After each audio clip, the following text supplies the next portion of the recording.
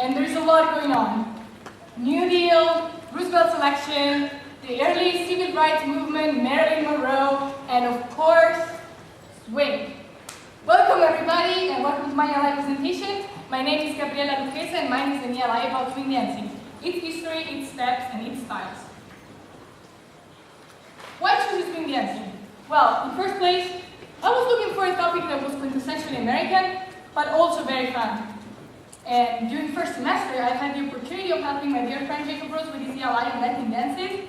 And while dancing with him and helping him through his presentation, I developed my own big passion for dancing, and it inspired me to do an ELI on dancing as well. Unable to do another ELI on Latin dances, I remember that I used to have an incredible amount of fun on the swing club that we have in Moscow, Idaho, on the second floor of CJ's downtown. And when this all came together, I realized that swing dancing was just a perfect topic for me. So as an exchange student with my goal 1, I love getting to know a lot about American history and American culture from the very early 19th century to today, basically. It was an incredible journey and I enjoyed it a lot. With my second goal, I got to know about different styles of swing dancing and incredible biographies of dancers and musicians. While with my third goal, it was my favorite, I learned how to swing dance. That was awesome. So moving on into my goal 1, so learn about the history of swing dancing and how its development is linked to American history. It is super hard to believe that such a joyful dance as swing dance has its roots in one of the darkest chapters of American history. In fact, its story begins on the slave trade to North America. By the 18th century, a gigantic number of slaves was being shipped to Georgia or North Carolina to work in the cotton fields. For them, dancing was not only a way to have some fun, but also and especially a means to reconnect to their homeland, to share their common heritage, and have back a little bit of everything they had lost. Now, try to imagine this scenario. A white person is having a big party in his plantation, and people from all over came to enjoy the party. And everywhere people are dancing and drinking and eating and just join the party. The slaves who are serving this party and answering all the guest necessities, meanwhile are also looking at all these formally dressed people dancing in the European apartment dancing style. When the party is over and everyone went to sleep, the slaves finally have some time for themselves. And they are entertaining themselves by mocking everything they had seen that night and making fun of the European dance style, tipping imaginary hats, and basically in a parody of everything they had seen. Doing so, they blended together the African vernacular solo dance and the European dance styles, creating something completely new that got the name of the cakewalk. After its beginnings as a slave plantation dance, the cakewalk became an international fad. Everywhere people were dancing the cakewalk, and the cakewalk brought a new societal respect for black entertainment. The cakewalk was actually the first black dance that was allowed into public ballrooms, even if black people were still generally prohibited from entering these ballrooms. The first public ballrooms began to appear around the 1920s as places of respect where everyone was just free to go and dance and have fun. It was in one of these ballrooms that swing dancing was born, maybe the most important ballroom of New York, the Savoy Ballroom. It is in the Savoy Ballroom that, according to the legend, the Lindy Hop, the style that is considered the father of swing, got its name. The legend of Shorty George and the Lindy Hop is not 100% accurate, but it is a great story and I think it deserves to be told. So on May 20, 1927, Charles Lindbergh electrified the nation with his solo transatlantic flight from New York to Paris. Everyone knew about it, everyone was excited, and everywhere newspapers were writing things like, "Lucky Lindy is off to Paris," or "Lindy hops the Atlantic," and everyone knew about it. Now, during a dancing marathon that lasted 18 days in Harlem, Shorty George, known as the King of the Savoy, was one of the last dancers on the dance floor. When he broke away from his partner and he improvised a very original footwork, a reporter asked him what he was doing, and remembering everything he had read on the newspaper, he thought about it, and George answered, I'm doing the Lindy Hop. And apparently the name was liked and it stuck.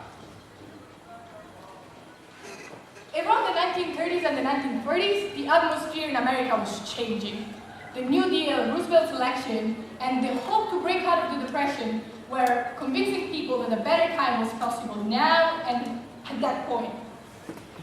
So, in this joyful atmosphere, the early 30s style of dance music seemed lifeless and inappropriate, while swing offered a new exciting change. It was the musical expression of the New Deal, a cultural form of the people that was inclusive, accessible, and distinctively American. The years that witnessed the gaining of popularity of this new music style is known as the swing era. If one had to set a date for the beginning of the swing era, it would not be unreasonable to pinpoint it with Benny Goodman's incredible swing performance at the Palomar Ballroom of Los Angeles on August 21st, 1935. Benny Goodman's arrival on the American musical scene was well-timed. He soon became a national idol, and he was the catalyst of a new era of big band music. The swing era started into the early 30s and went all the way to the end of World War II.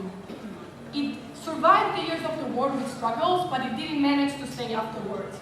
In fact, during the year of the wars, women had lost their social dancing partners, groups broke up, big bands lost their members and were forced to disband. And the people that were coming back from the war and re-entering civilian life were trying to get over the horrible memories and experiences they had lived abroad, and they were more willing to settle down and start a family rather than go touring around as dancers or musicians. Another important factor to take under consideration is that trends just changed, and by 1945 there was already a new style that was sweeping the nation, and it was called the bebop. This kind of music had pretty much nothing to do with the big bands, and it was actually pretty undanceable. For 5 years, while the bebop was famous, the social dancing kind of fell out of vogue, but by the 1950s, the bebop fad himself collapsed because of its own undanceability. It was very soon substituted by rock and roll in the 1950s, and what the rock and roll era brought back was the desire to go out and dance. The practice of dancing swing steps over rock and roll music became so popular that it got its own name, and it was called the bop. The bop was kind of a blending of everything that had been popular during the 1950s. It had elements of swing, elements of rock and roll, but also elements of Latin dances that were also super popular during the 50s. The truth is that for a couple of decades, it didn't really matter what music was playing, because people would just find a way to adjust the Lindy Hop to it. So even if the 60s weren't a very good decade for social dancing, in the 70s the situation completely changed. In fact, whether people were going out for disco music or Latin music, people were going out to clubs expecting to dance. The 70s brought back two important elements for the revival of social dancing later in time. One was the nostalgia for the way things used to be, when everyone was remembering the good times of the swing era, when everyone was dancing swing and being happy and enjoying life. The second was a phenomenon known as disco fever, that was the actual revival of partner dancing. In the mid-80s, the mainstream national social media began to spotlight swing dancing everywhere, on TV and on the radio, newspapers, magazines, introducing the dance to a whole new generation of dancers. After it caught the attention of the media, swing dancing raised the peak of its revival all the way to the year 2000, the heart of what can be called the second era of swing. We are today living in the second era of swing, and swing dancing and music is widely loved and danced all around the country. No one can predict how long this fad is going to last, but for sure, swing dancing is the first social dance in a very long time that is considered to be cool. People get to dress up, hold other people's clothes, laugh, burn calories, and listen to very good music. It is good, clean fun, and at least for now, it looks like no one is ready to let it go. So with Go 2, I had the opportunity of getting to know about music, dancing styles, and also incredible people, incredible musicians and dancers. I decided to research 6 main styles of swing dancing: the Lindy Hop, East Coast Swing, West Coast Swing, Western Swing, Balboa, and Shag. As a dancer, I have learned how to dance Lindy Hop and East Coast Swing, and I will talk a little more about it when I move on into gold. When I was trying to choose which musician I should have researched about, I decided that it would have been fun and interesting to try to virtually create my own big band, which I did. So let me introduce you its members. We have Benny Goodman at the clarinet, the piano Duke Ellington, our trumpet Louis Armstrong, our amazing singer Ella Fitzgerald, and Gene Krupa at the drums. When I was trying to getting to know about these people, reading their biographies, I realized that these people were just amazing. They came out of nowhere with nothing, and they created a future for themselves thanks to their passion and their talent for music. To make you understand a little bit better what I'm talking about, I will share with you Ella Fitzgerald's story. Ella was born in 1917 in Virginia, and she lost both her parents very early in 1931, entering a super hard period of her life. After getting into trouble with the police, she was taken away under custody and sent to a reform school where she suffered the beatings of her caretakers. When she managed to escape from the reformatory, the 15-year-old Ella was alone in the Great Depression America. Her luck started when her name was pulled out in a weekly drawing at the Apollo Theater in Harlem, and she won the opportunity of competing in the amateur night. That night, Ella felt home under the spotlight as she had never felt before. And by age 21, thanks to her talent and to the right contacts, she was super famous, and everyone loved her and everyone loved to hear her singing. She kept a beautiful, beautiful career until September 1986, when she underwent a quintuple bypass surgery, and she had a valve replaced in her heart, and she was diagnosed with diabetes. The press carried around the rumor that she would have never be able to sing again, but Ella proved them wrong, and she kept performing for years and years until her diabetes got worse, and she suffered circulation problems, and she had to have both her legs amputated. After this surgery, she never fully recovered, and she was rarely able to perform until she died in 1996, the year when I was born, in her Beverly Hills home.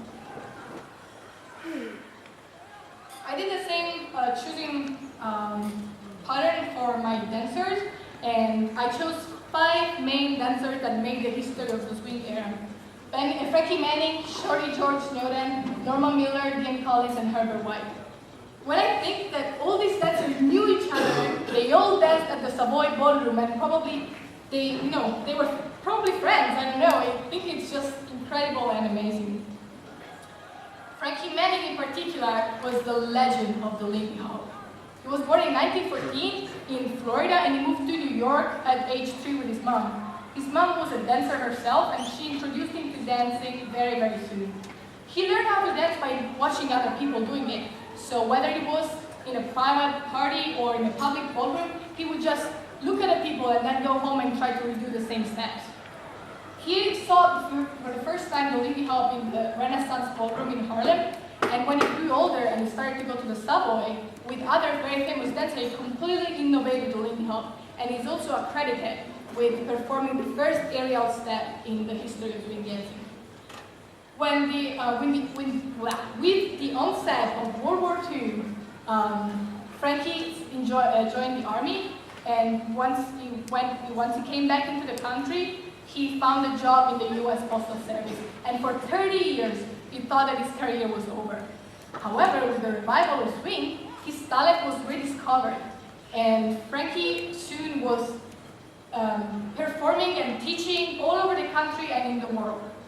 Actually, Frankie Manning himself has taught Lindy Hop and swing dancing in our Moscow swing dancing plant on second floor CJ's, and at least 3 times. And I have met people that have known Frankie Manning and have learned from him, and they all say that he was an incredible person. Frankie Manning kept dancing with passion until the day he died in 2009 of pneumonia at age 94, and he was still dancing. So, although I loved my entire life life, for real, every single part. Third goal was the one I loved the most because I actually got to learn how to dance. I learned a lot about myself and about my body, and I had an incredible experience.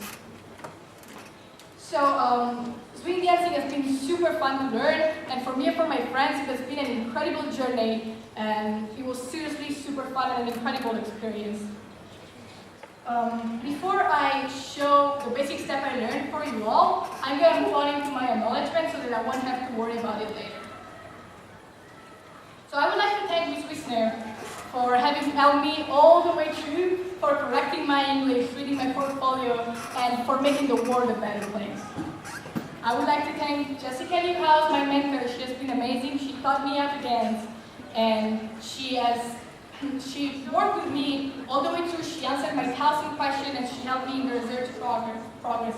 So I wouldn't have made it without her. Thank you to Mr. Shipley, my faculty evaluator, for reading an entire portfolio about swing dancing, even if being a science teacher. I really appreciate it. And thank you to my dancing partner, Jacob Rose. He has been incredible. He has been way more than just a very talented dancing partner for me. He has helped me all the way through. He inspired this DLI in first place, and he walked with me all the way in this path, and I would probably not be here without him today. So thank you very much. In case anyone is interested, this is my bibliography, and I think I'm ready to move on into showing you what I learned. So, as a dancer, I have learned the basic steps for Lindy Hop and East Coast Swing. These two styles are kind of the two faces of the same coin. The Lindy Hop is the original swing style, the father of swing dancing, but it was very, very unstructured and based on improvisation and very, very hard to teach. So in a dancing studio later in time, East Coast Swing was created in order to be a more teachable and easier version of the Lindy Hop. Basically, the main difference is that while the Lindy Hop is based on an 8-count basic step, the East Coast Swing is danced on a 6-count basic step. So the Lindy Hop looks something like that. 1, 2, 3, 4, 5, 6, 7, 8. And even if this is considered to be the basic step, it's very hard to see the basic step when you see people dancing Lindy Hop because it's so unstructured and improvised that you can't really see it. East Coast Swing is way more easier. It's on a just 6-count step, and it looks like that. 1, 2, 3, 4, 5, 6. Super easy. To make it a little bit more dynamic, usually the step is substituted with a triple step, and so maintaining the 6th count, it looks something like that. 1, 2, 3, 4, 5, 6. So the Charleston is not really a swing dance because it was danced way earlier than the swing appeared on the musical scene. But because it was danced before, the Charleston basic step is included in almost every swing style, so I thought it was worth to learn it. And so I did, and it's actually my favorite. It's very jumping and happy, and it's as well on an 8-count step, and it looks like that. 1, 2, 3, 4, 5, 6, 7, 8. So you can dance every style on every music, and I will show you how to dance these different styles on the same song. And just switching and just remembering the counts, everything that goes with the music just goes. It's good enough. So with this music, that just listening to it makes me want to dance, I could dance East Coast Swing with my partner, and it would look something like that.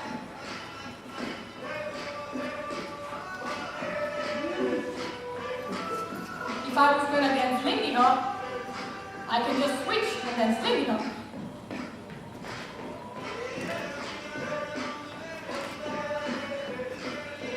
Charleston, just as easy.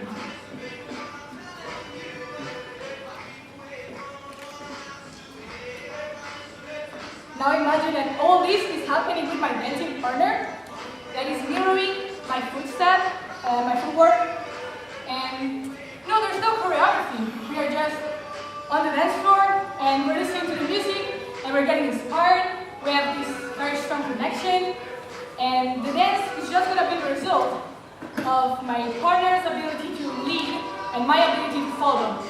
And this is the thing I love the most about social dancing. You never know what is going to come out of the dance floor and what are you going to do if you're going to make up from nothing and you could move or whatever. And this is the part I enjoyed the most. So thank you very much for being here.